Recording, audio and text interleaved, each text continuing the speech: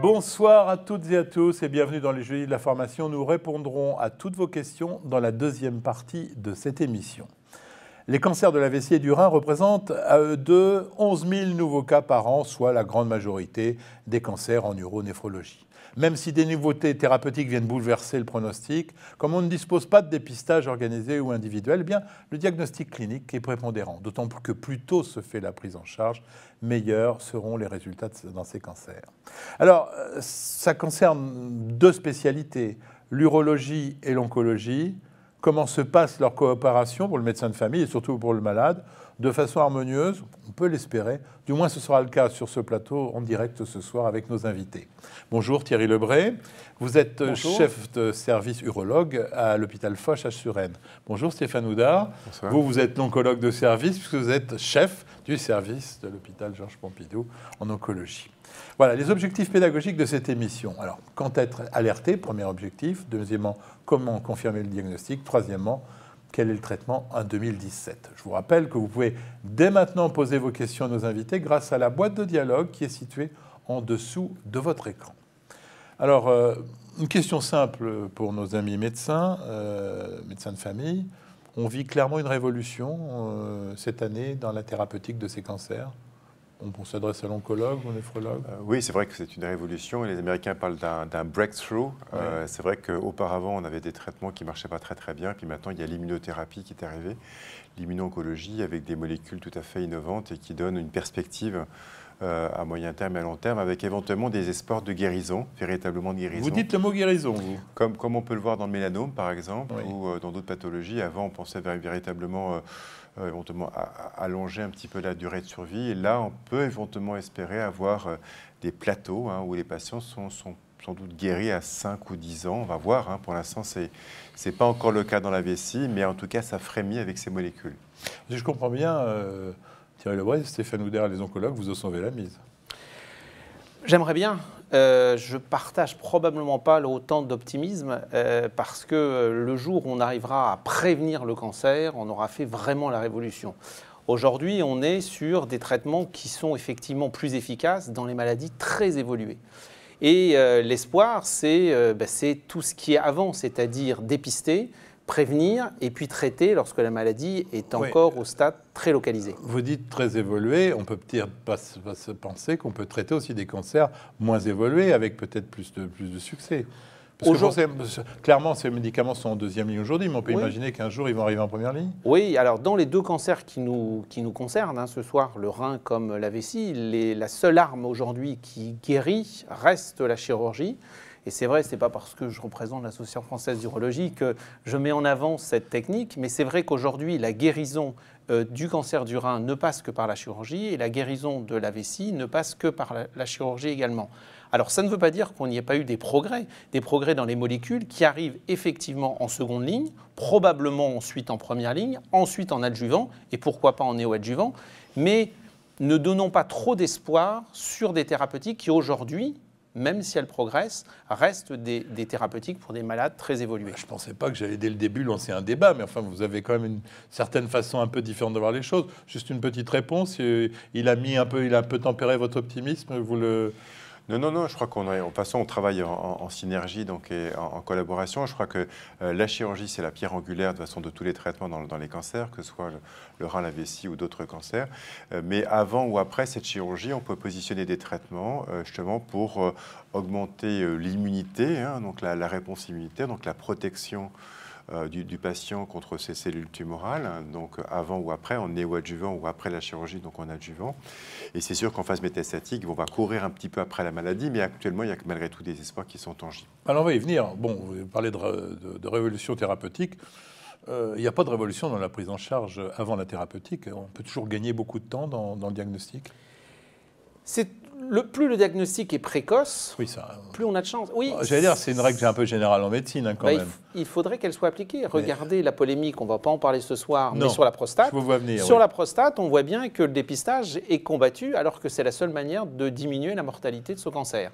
Si on se concentre maintenant sur le rein ou la vessie, c'est vrai que c'est deux problématiques complètement différentes. Sur le rein, c'est un diagnostic d'imagerie. On peut imaginer, pour rire, qu'à chaque fois qu'on passe dans un portique, dans un aéroport, on passe un scanner. Ouais. Il suffirait de prendre ces images pour voir si le rein est sain ou s'il existe une petite C'est la première fois tumeur. que j'entends cette hypothèse-là. Elle est farfelue ou... Elle serait inégale parce que tout le monde ne prend pas l'avion. Vous avez raison. Mais c'est une possibilité. La période n'est pas ce genre de décision-là. Mais ça serait une possibilité. Bah, oui, mais avant de faire une IRM à tout le monde, il y a des patients qui arrivent dans des cabinets des médecins de famille qui n'ont pas d'IRM. Donc, ils parlent comment, ces cancers? Ils ont tous un facteur commun qui est de provoquer une hématurie. C'est aussi simple. Non, sur le cancer de la vessie, l'hématurie reste le premier symptôme. Sur le rein, par contre, on est maintenant de plus en plus dans des découvertes fortuites. Donc là, on parle du médecin de famille. C'est très clairement le médecin de famille et le radiologue qui fait pour une raison X une échographie abdominale qui va découvrir cette tumeur du rein. Vous donnez une image de la médecine où c'est bon, par hasard. Alors, le cancer du rein, c'est du hasard. L'hématurie n'est plus un symptôme d'alerte. Plus du tout dans le cancer du rein. À l'opposé, dans la vessie, oui. Mais dans le cancer du rein, en gros, 80% des cancers du rein sont découverts de manière fortuite. Stéphane Houdard, en préparant cette émission, me disait il y a quand même aussi les problèmes urinaires, mais moi je trouve que tout ce que vous me décriviez, c'était quand même très proche de la pathologie prostatique. Donc, est-ce qu'il faut faire une recherche chez tous les gens qui ont des problèmes urinaires de cancer? C'est vrai qu'entre les symptômes pour la vessie et pour la prostate, c'est des problèmes urinaires, donc pollakiurie, dysurie, etc. Donc en fait, il faut faire le tri, c'est sûr, mais bon, passer la cinquantaine, il faut que le médecin traitant, le médecin de famille soit orienté vers des symptômes qui vont l'alarmer par rapport soit à une pathologie prostatique éventuellement tumorale, en sachant que bien sûr qu'il y a les adénomes, mais également donc la vessie. Et c'est sûr que si en plus se rajoute une hématurie, donc du sang dans les urines, là pour moi c'est un concept que j'avais donc il y a longtemps. Dès qu'il y a du sang dans les urines, c'est un cancer jusqu'à preuve du contraire. Donc vraiment aller jusqu'au bout de notre diagnostic pour être sûr qu'on passe pas à côté. Ça c'est pas nouveau comme concept. C'est pas nouveau, mais c'est pas appliqué. Disons qu'il ne faut pas passer à côté d'une pathologie tumorale et donc il faut vraiment aller jusqu'au bout de notre exploration. Est-ce qu'on peut être orienté par les facteurs de risque? Alors, on dit que c'est vraiment le cancer des fumeurs. Est-ce que ça pourrait être... Très clairement, sur la vessie, les facteurs de risque, il y en a un, c'est le tabac. Ouais. Il y en a ensuite à côté qui sont des facteurs de toxicité professionnelle, mais là, la médecine du travail a fait d'énormes progrès et globalement, on a de moins en moins de facteurs carcinogènes au travail et on a fait des progrès. On rappelle peinture, hydrocarbures, caoutchouc. Tout à fait. Dans le caoutchouc, il y a aussi tout ce qui est carrosserie, il y a tout ce qui est arsenic, et pas vieille dentelle, mais tout ce qui peut être aussi produit de pesticides qui peuvent être à l'origine, mais c'est, on va dire, assez rare. Par contre, le tabac, c'est un gros facteur. On parle de l'obésité aussi, mais beaucoup moins que le... Alors, ça, c'est dans le rein. Donc, pour la vessie, facteur de risque, le tabac, très important. Et sur le rein, on a des facteurs de risque. On a des facteurs d'abord familiaux. On peut avoir des mutations, comme par exemple la maladie de von Lippel-Lindau, où on a effectivement des cancers familiaux du rein. Mais ça peut être aussi effectivement d'autres facteurs comme l'obésité, le tabac a été incriminé, l'hypertension également.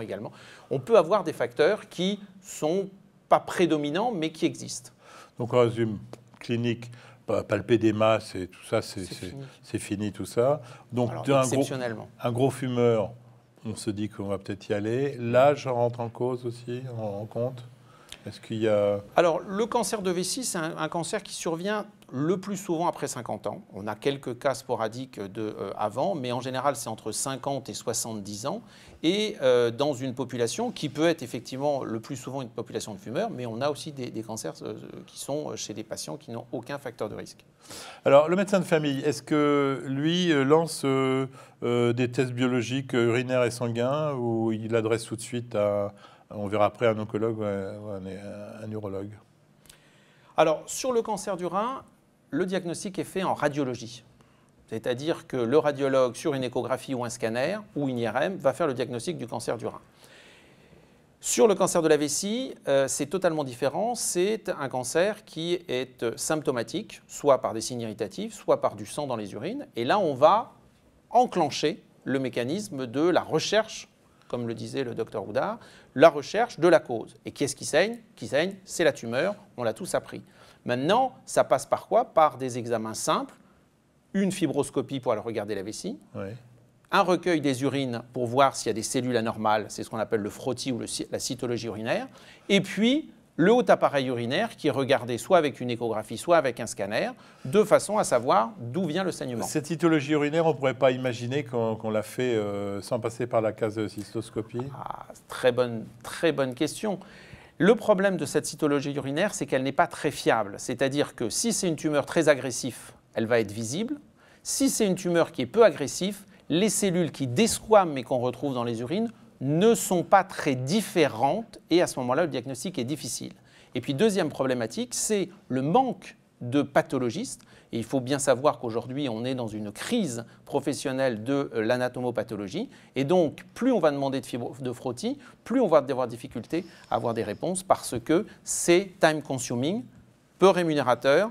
Donc, il faut vraiment peser le pour et le contre et le demander à bon escient. Alors vous avez bien compris que l'urologue monopolise la parole. On pourrait se dire que les oncologues n'ont rien à voir dans le diagnostic. Vous qui êtes plutôt, on voit que vous êtes en 2017 et après, peut-être pas aussi présent que le disait Thierry Lebret, mais on ne peut pas imaginer un jour un dépistage individuel de ces cancers. On dit qu'il n'y en a pas via les urines à la recherche de ces cellules cancéreuses mieux, ou plutôt via un test sanguin. Il y a des choses qui vont dans ce sens ou pas? Alors pour l'instant, donc, sur les tests sanguins, ce qu'on appelle les cellules tumorales circulantes, qui ont fait grand bruit dans différentes pathologies, notamment dans le poumon, dans le côlon, etc. Pour l'instant, dans la vessie, dans le rein, ça commence, mais c'est encore à terme de la recherche clinique, si je puis dire, et pour l'instant, c'est pas passé dans la pratique courante. Donc pour l'instant, on reste sur ce que vient de dire le professeur Lebret, sur le bon sens clinique, l'imagerie, la cystoscopie, le frottis urinaire. Pour l'instant, on en reste là. Il n'y a pas encore de nouveaux tests qui permettent de dire... voilà. On peut concevoir que le médecin de famille a demandé une échographie, ou est-ce qu'on doit passer tout de suite par la case spécialiste? Et si jamais il avait demandé une échographie ou quelque chose, il envoie à qui, le médecin de famille? À l'urologue ou à l'oncologue? Je crois que principalement donc à l'urologue, c'est principalement des lésions qui sont localisées au niveau du rein, au niveau de la vessie. Parce que lui va pouvoir faire un geste que vous ne faites pas. Exactement. Donc, du coup, de toute façon, donc, on discute tous ces dossiers en réunion pluridisciplinaire, que la maladie soit localisée au métastatique. Et donc, du coup, on prend une stratégie globale, ce d'autant qu'aujourd'hui, il y a de plus en plus de traitements maintenant qu'on appelle néoadjuvants ou adjuvants. Et de ce fait, il faut vraiment qu'il y ait une stratégie globale. Donc, moi, je pense qu'en stratégie, il faut l'adresser à l'urologue pour qu'il y ait une prise en charge qui soit focalisée, notamment sur soit la cystoscopie, soit... oui, Thierry Lebret. Oui, je partage complètement le point de vue du professeur Oudard. Quelque chose qui est très, très important, c'est l'annonce du diagnostic, qui repose très, très souvent dans un tête-à-tête entre le médecin généraliste et le patient qui revient avec l'échographie ou le scanner demandé pour une raison ou pour une autre. Je parle du cancer du rein. Et donc là, c'est probablement un des seuls cancers... Il n'a pas encore les résultats de la biopsie et ça. Non, bien sûr que si. C'est là la différence du cancer du rein par rapport aux autres cancers, c'est que le diagnostic, il est à l'imagerie. Dans la vessie, non. Ouais. Dans le cancer de prostate, on a le temps. On a le PSA, on a la biopsie, on a le bilan d'extension. Tout ça, on y arrive progressivement. Le cancer du rein est violent. Et les médecins généralistes le savent bien. C'est-à-dire qu'à 7 h du soir, il y a le coup de téléphone en disant « Mon mari vient d'avoir son scanner » et on parle d'une masse tumorale ou d'une masse... Donc ça, c'est la consultation d'annonce que va avoir à faire le généraliste. Et c'est probablement, alors je ne connais pas bien sûr les autres pathologies. C'est quoi le conseil là? C'est très complexe. Eh bien, je pense que ça passe par la connaissance et il y a des conseils très simples à donner aux médecins de généralistes qui a demandé l'échographie ou le scanner pour une autre raison et qui est tout à fait valable. C'est de dire qu'aujourd'hui, lorsque l'on a sur le scanner une masse tissulaire qui prend le contraste, on est dans quasiment tous les cas de figure face à une nécessité d'avoir soit une biopsie, soit une XRS. On est sur une démarche de diagnostic d'un cancer. Et donc, il ne faut pas, bien sûr, faussement rassurer ou inutilement inquiéter, mais il faut vraiment que dès le diagnostic fait par le radiologue, et souvent les conclusions des radiologues restent un petit peu images tissulaires, nécessitant des explorations. Et le médecin généraliste, en tête-à-tête, se retrouve avec le patient et la famille. Et c'est là où, si je peux me donner un petit conseil, c'est une masse tissulaire qui prend le contraste est fortement suspecte. Et c'est à partir de là qu'il faut inquiéter, on va dire inquiéter. En tous les cas, il y a une urgence quelque part un peu Non. Alors, très clairement, les urgences diagnostiques. La vessie, oui. Le rein, un peu. La prostate, on a le temps de réfléchir. Là, c'est comme ça qu'il faut graduer. Je voulais rester avec l'oncologue. Est-ce que l'anapathe, qui va nous donner la forme de cancer, est quand même le mode de prescription que vous allez prendre, et puis le pronostic est très dépendant de la forme? Oui, en fait, auparavant, dans le cancer du rein, on pensait qu'il y avait 2-3 cancers du rein différents. Aujourd'hui, il y a une palette d'anapathes de cancer du rein qui est très variée, avec une quinzaine de sous-types histologiques qui ont été démembrés. Quand on disait 80% d'adénocarcinome et 20% d'autres, ça restait plus vrai aujourd'hui. Alors aujourd'hui, ça reste vrai pour les 80% d'adénocarcinome. En fait, pour les 20% qui restent, ça va être extrêmement bien différencié en petites entités qui sont chacune rares, papillaire type 1, papillaire type 2, etc. Et là, avec des traitements différents. Et du coup, il y a des traitements qui sont différents. Donc du coup, il faut vraiment bien connaître l'histologie pour adapter un traitement donc, en conséquence. Vous faites donc, alors on imagine, pour le rein, on va voir ce que faire au niveau du traitement, puisque là on sait qu'il y a le cancer. Vous allez faire une biopsie, je suppose? Non. La biopsie reste utile lorsqu'il y a un doute diagnostique. Mais le doute diagnostique, encore une fois, je reviens sur la base de cette image de tissu. D'accord. Et donc vous allez aller voir, et là vous verrez la forme de cancer. Alors non, on peut soit aller sur une chirurgie d'exérèse, soit, et là il y a des nouveautés, la cryothérapie, c'est-à-dire traitée par le froid. On va y voir. Là, on est noire. rentré dans la thérapie. Je voudrais qu'on reste dans, si vous voulez, le diagnostic. Donc ça, on a compris pour le rein. Pour la vessie, c'est totalement cystoscopie. Différent. La vessie, premier temps, fibroscopie pour voir. Deuxième temps, essentiel, qui est l'ablation. Ce n'est pas une biopsie, c'est l'ablation de toute la lésion que l'on voit en fibroscopie. Immédiatement. Sans que vous sachiez quelle est la forme, C'est toujours une tumeur qui est dite cancéreuse, au sens sécurité sociale. Ça donne le droit à la LD30. Ça veut dire que c'est de toute façon à retirer en totalité, et de toute façon, on est face à un cancer. Il n'existe pas de ce qu'on appelait avant des polypes bénins.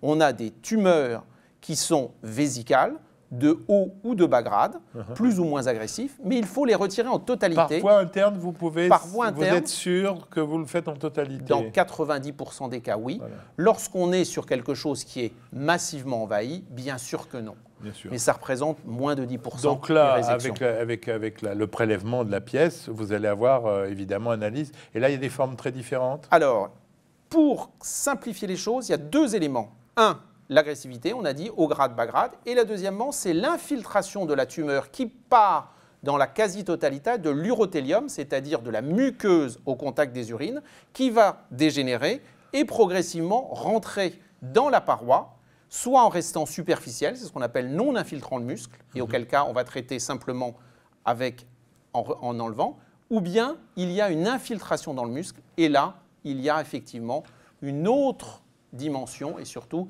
des actes qui vont être beaucoup plus agressifs. Alors, je vais essayer de ramener quand même le patient chez l'oncologue, puisque là, jusqu'ici, on n'y est pas, hein, Stéphane Hullard. La recherche de métastases, l'extension des cancers, c'est quand même un peu votre boulot. On fait un bilan systématiquement d'extension. Systématique. Ça va dépendre en fait de la taille de la tumeur. Une petite tumeur de 3 cm, on ne va pas forcément faire un bilan d'extension majeur. Par contre, une tumeur de 7-8 cm, chez un patient qui est douloureux, on va rechercher des métastases, notamment osseuses ou autres. Et donc, du coup, on fait un bilan d'extension avec une scintigraphie, un scanner cérébral, etc., pour vraiment donc avoir une cartographie au départ de où on en est. Je vais revenir à votre cystoscopie, votre fibroscopie. Quand vous êtes... vous allez en faire une en ne sachant pas ce que vous allez trouver. Vous le faites chez un patient qui a une anesthésie locale? Non. Seule chose qui est importante, c'est que les urines soient stériles. Et ça se fait sous anesthésie locale, dans des conditions qui sont bien définies. Pourquoi vous m'avez dit non quand je vous dis que vous le faites sous anesthésie locale? Vous m'avez dit non. Non, j'ai dit sans anesthésie. Sans anesthésie. Sans anesthésie ni locale ni générale. On a un fluide d'eau qui passe et qui ouvre légèrement de façon à ce que l'on voit. Il y a absolument pas besoin d'anesthésie. Si je comprends bien, la consultation d'annonce, elle se fait malade au bloc et vous lui dites « Monsieur, mauvaise nouvelle, je suis tombé sur un cancer de la vessie ». Comment vous faites? Alors, c'est très simple, c'est qu'on... Dans la plupart des cas, il regarde avec nous la caméra, enfin plutôt l'écran, et il voit la progression. On arrive dans la vessie, on lui dit « Regardez, il y a ici ». Et en général, on utilise plutôt le terme polype pour graduer l'annonce. Regardez la petite framboise ou la grosse fraise, et on espère ne pas avoir un énorme chou-fleur. S'il y a de chou-fleur, vous restez là, vous déclenchez une anesthésie générale? Non, là, c'est le temps de diagnostic. On reste dans le temps du diagnostic, on fait le diagnostic et ensuite, on va annoncer au patient qu'il va falloir retirer et ça se fait avec anesthésie. Mais vous le faites dans la foulée ou... Non, on a besoin de consultation d'anesthésie, etc. C'est pour ça que vous dites, dès qu'on fait la fibroscopie, on enlève la tumeur. Non, il y a un temps. Donc, en fin de compte, on est face à des patients qui viennent d'apprendre la mauvaise nouvelle. Et si je comprends bien, on ne va pas encore vous voir, c'est le chirurgien qui, dans les deux cas, va intervenir. Alors, on peut comprendre qu'enlever un rein, c'est peut-être compliqué, mais il en reste un deuxième. La vessie, est-ce qu'on risque de se retrouver avec une vessie délabrée après une intervention sur un cancer de la vessie? Délabrée, vous allez la reconstruire. Sur le cancer du rein, de plus en plus, on n'enlève que la partie tumorale. Ouais. Donc vous ne faites pas la néphrectomie totale? Non, c'est de moins en moins pratiqué, sauf dans des cas où c'est obligatoire sur le plan anatomique. Et sur la vessie, dans une tumeur de vessie, on l'enlève dans un premier temps et ensuite, on voit quels sont les traitements à envisager.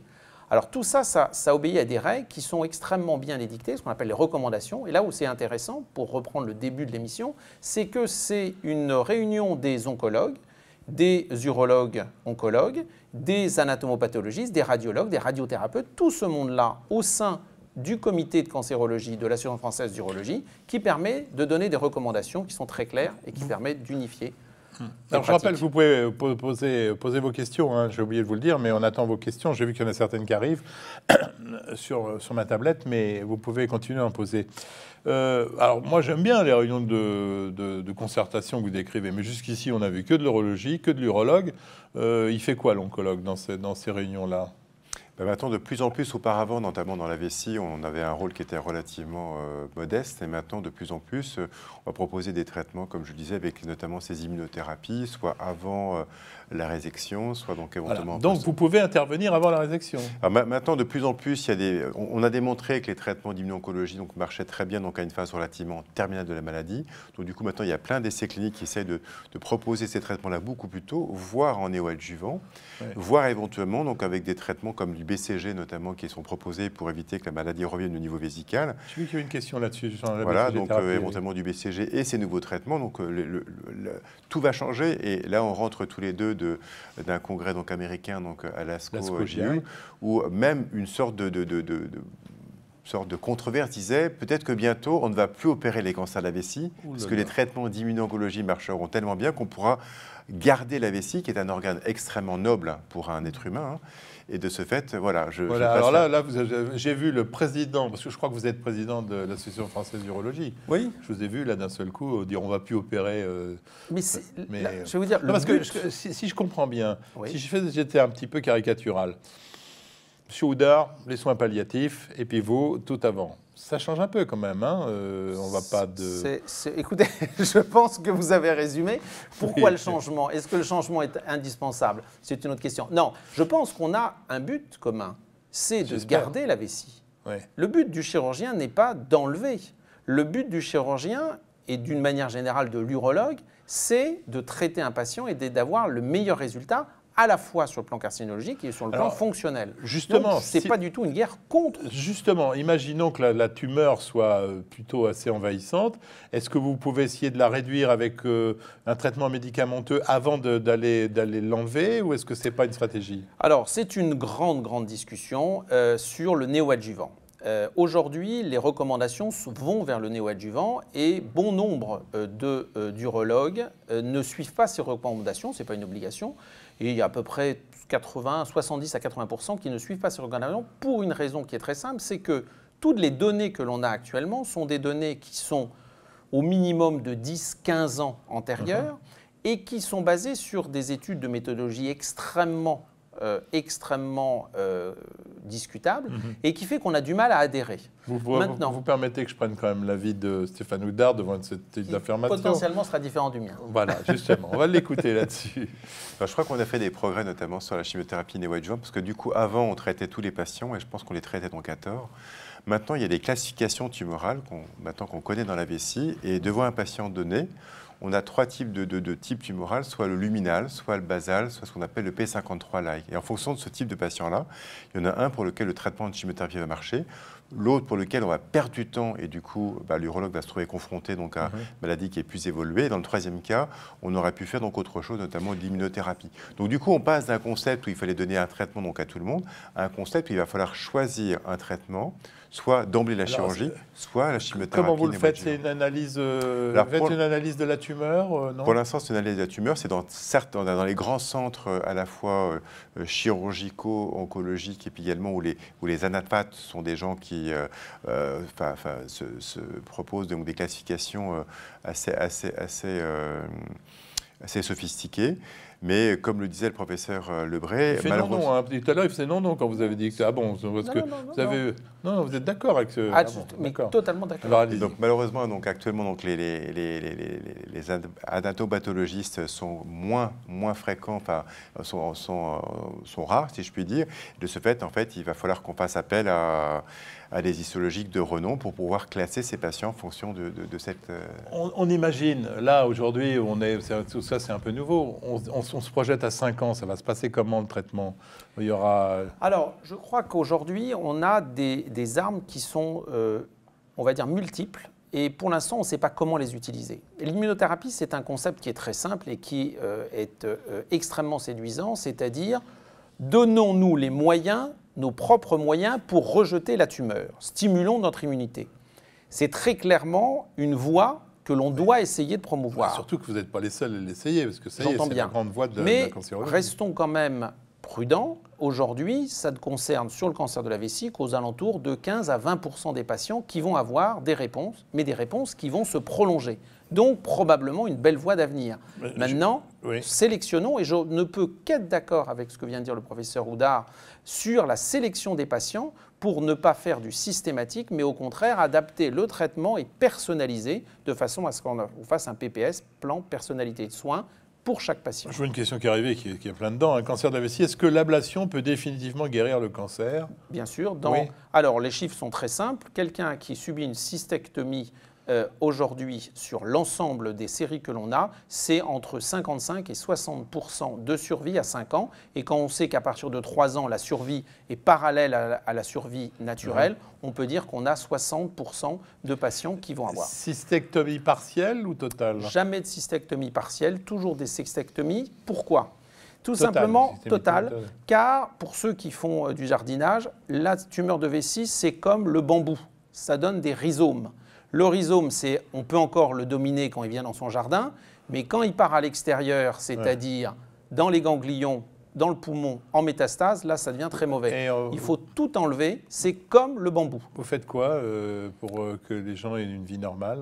Vous refaites une... Rien ne vaut la vessie qu'a mis 9 mois la maman à fabriquer, et on est obligé de, sans être Dieu, de remplacer avec ce qu'on peut. Et on remplace aujourd'hui avec de l'intestin, avec des techniques qui là aussi ont énormément progressé. Vous n'avez pas réussi à mettre au point une vessie artificielle? Ça va venir probablement avec justement la croissance des cellules que l'on peut maintenant faire pour faire de l'engineering de tissu, c'est-à-dire à partir de cellules prélevées dans du tissu sain, les mettre en culture et faire une vessie. Aujourd'hui, on utilise l'intestin, peu d'intestin, aux alentours de 35 à 40 cm, et on forme une boule que l'on met à la place du réservoir. Avec quel résultat fonctionnel? Avec un très bon résultat fonctionnel. Continence, la première année, à la fin de la première année, après l'intervention, on est aux alentours de 80% de patients continents 2 jours. Et la nuit, il faut attendre la deuxième année parce que la vessie a besoin de se former. Et là, on est dans des chiffres un peu moins bons, mais aux alentours de 60-65% de patients continents la nuit.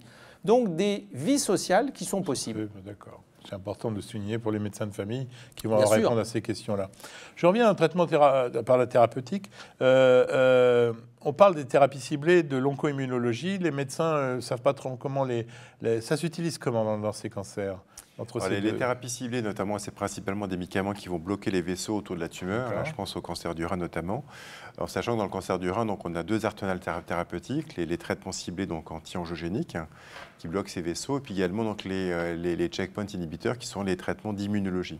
Et dans le cancer du rein actuellement, donc, on essaie de combiner ces deux traitements de façon à avoir un effet à la fois sur la tumeur pour la faire fondre, mais également donc, pour avoir en fait votre système immunitaire qui va prendre le relais et permettre donc justement donc, sur le long terme de pouvoir garder une veille via ce qu'on appelle lymphocyté pour en fait maintenir en fait une visibilité sur votre cancer sans que votre cancer progresse. Le choix se fait comment entre les deux? Alors aujourd'hui, c'est une très bonne question puisqu'en fait, il y a des essais qui ont comparé les traitements ciblés par rapport au traitement d'immunothérapie ou l'association des deux.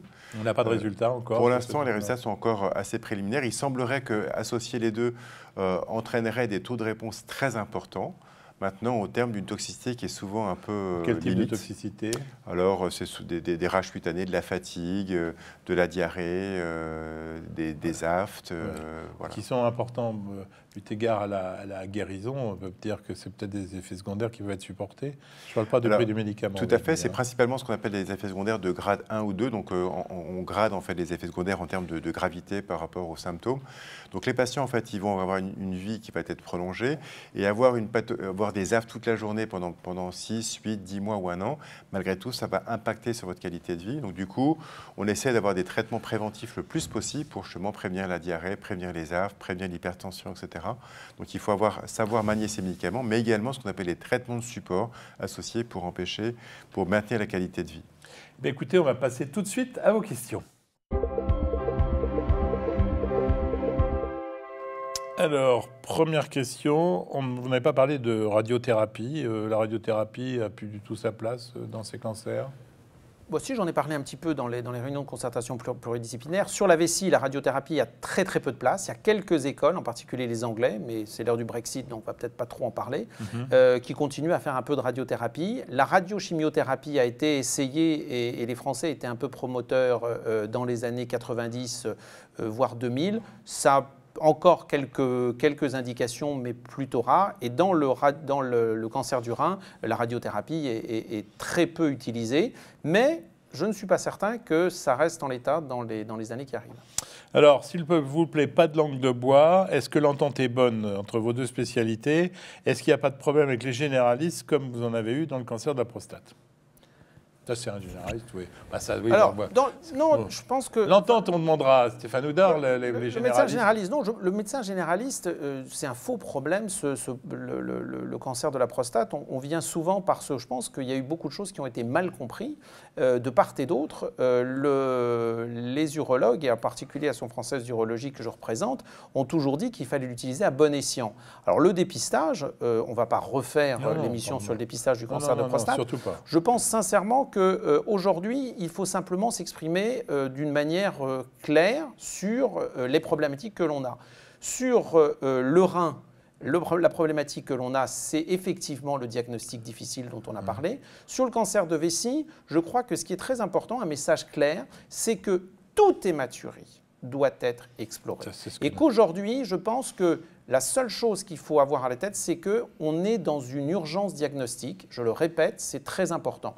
Maintenant, effectivement, de notre côté, on a probablement un manque de communication. Un des problèmes qu'il y a sur cette chirurgie, c'est que ce n'est pas une chirurgie simple, avec des complications comme par exemple des hématuries réitératives après la résection, et que souvent le médecin traitant se retrouve complètement démuni lorsque le patient arrive après l'hospitalisation. Il n'a pas eu le compte-rendu opératoire, il n'a pas eu le compte-rendu d'hospitalisation, et ça, on doit progresser. On a une question là-dessus, mais vous trouvez que vous, la coordination entre vos deux spécialités se passe bien, ou il y a encore des améliorations à faire? J'arrive en fait d'une réunion pluridisciplinaire donc en uro-oncologie avec des urologues, des oncologues, des anapathes, des radiologues. Pas de problème. On a vu une trentaine de patients. Les discussions sont de temps en temps donc animées parce qu'on n'a pas forcément la même vision, mais je pense que c'est positif pour un patient. L'objectif, c'est vraiment donc le patient, donc c'est lui qui doit bénéficier de cette discussion donc entre nous.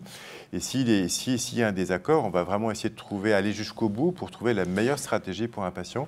Voilà, donc l'objectif est là. On reste avec vous. Vous parlez de prise en charge multidisciplinaire, c'est bien dans les CHU ou pour les médecins qui vivent à proximité, mais pour les autres, les petits excusez-moi, mais moi je ne suis pas d'accord avec votre formulation, mais médecin de famille, on n'est jamais vraiment informé, contrairement à ce que diront vos invités.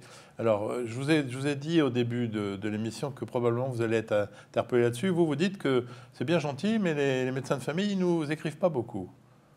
Non, je pense qu'il y a maintenant, dans le cadre du plan Cancer 3, on demande à ce que quand un patient soit vu en consultation, donc à la fin de la journée, le compte-rendu de consultation soit envoyé au médecin traitant. Donc c'est ce qu'on fait maintenant parce que c'est une règle, c'est une sécurité et puis du coup c'est une information qui permet d'être partagée et du coup de faire réagir le médecin traitant par rapport à l'oncologue ou l'urologue.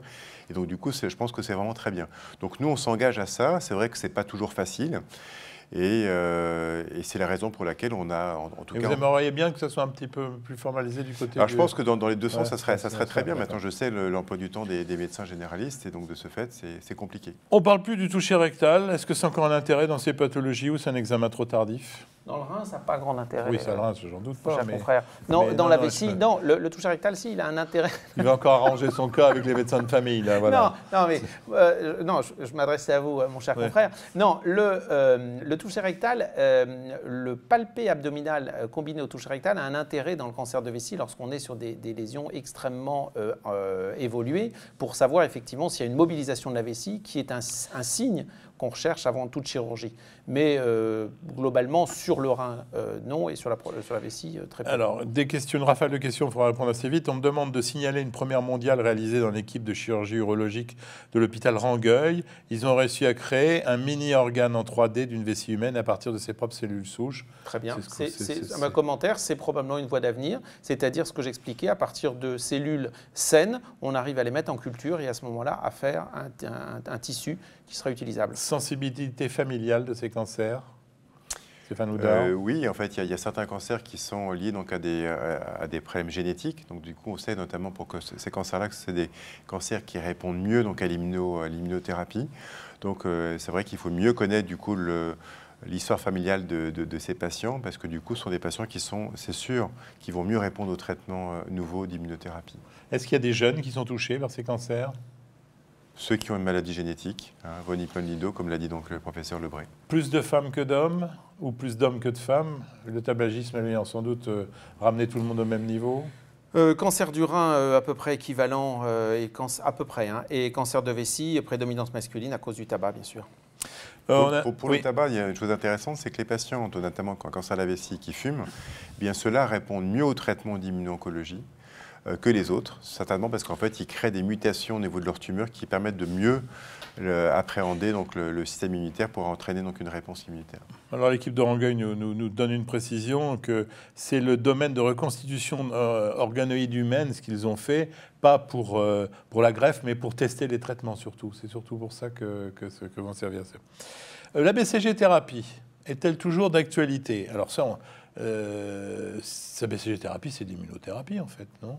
Expliquez-nous ce que c'est. Exactement, mais je vais laisser le professeur donc Lebré parler, mais l'immunothérapie, c'est vrai que c'est... Parce qu'il ne va pas vous rendre la parole, on arrive à la fin de l'émission.